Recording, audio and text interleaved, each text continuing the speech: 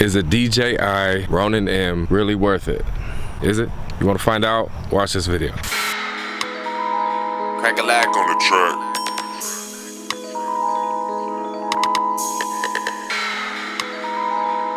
What's up, Cracka Lack TV? My name is Cracka Lack, and today we're gonna do a video on is a DJI Ronin M really worth it? If you're new to the channel, please subscribe and hit the bell to be notified for future uploads. All right, so let me give you a little history. If you're watching this video, you should know what a Ronin is, but if you don't, what a Ronin is a stabilizer. It's something that you put the camera on right here, and it balances it, and it keeps that motherfucker steady. So I've had my Ronin for 2 years, and let me give you some history before that. I shot about 100 to 150 music videos prior to owning a Ronin. Since having the Ronin, I've shot about 100 to 150 more videos with it. So before I got a Ronin, I'd always heard that the people that I considered the big dogs used Ronin, and that's how you got them steady shots where it goes in and out and it doesn't look like someone's walking on the camera. Now, I was afraid of a Ronin just because I knew, like, I do a lot of quick run and gun type shoots, right? And I was afraid of the technology and the price tag. So me being cheap, I ordered like a handheld weighted type glide cam stabilizer, super cheap. That shit didn't work at all. Okay, about a few months later, I bought another one that was also cheap but like double the price. That didn't work at all. So then I rented a glide cam, which is like, it seems like the best of the handheld type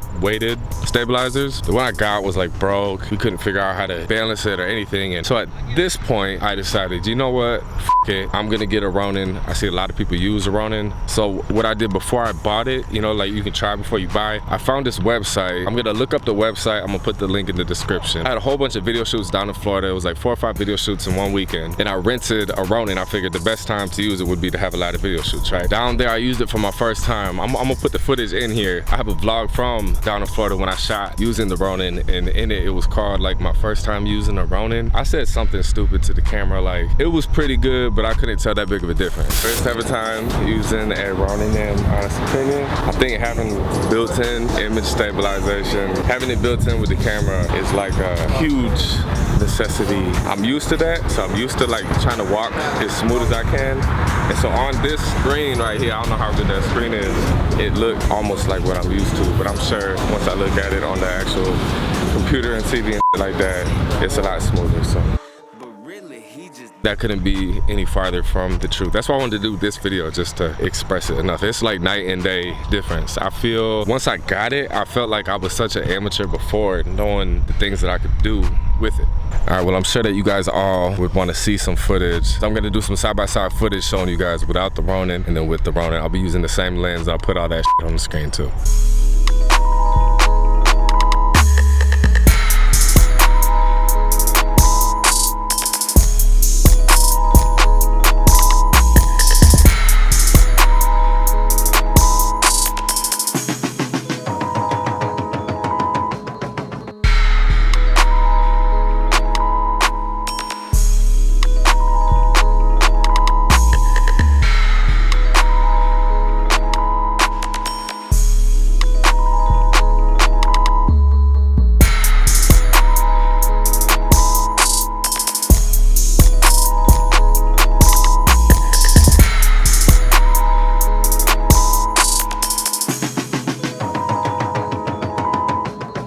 And for those of you that want to know about should you get a Ronin or should you get one of those crane, like the handheld things, or the Ronin S, I think is one. I'm not gonna lie, I'm not too familiar with all those. Just when I was really looking into the stabilizers was right before I bought this, and so it was about 2 years ago. And 2 years ago, it seemed like for under $1,000-ish, you either buy like a glide cam or you bought like a Ronin. And I think they had in the middle was like a $500 to $600 thing, and it was like a Z crane or something. That was like new at the time. There wasn't a lot of people that recommended it, and this was the big dog, so that's why I got it. If you guys would like to see how to use a DJI Ronin M video in the future, let me know in the comments.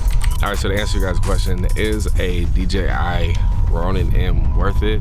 Fuck yes, man. I think it's $1,000. It was $1,000 when I bought it 2 years ago. It's a night and day difference. I've used it again for over 100 to 150 music videos. I've used it in weddings. I've used it for commercials. Plus, like, it's a cool, like, material professional cameraman type thing to have. Remember when I showed up to shoot my first commercial and I had the Ronin, and it's other than just having the camera in your hand, you know, makes you feel like you're a professional type shit. Also, you know how being a videographer, you gotta document your journey, show you working. Once I had the Ronin and I had a couple pictures of me working, shooting a music video using a Ronin. From that point on, it was like, yo, when I'm just handheld with the camera, don't even take a picture. Like, wait till I had the Ronin.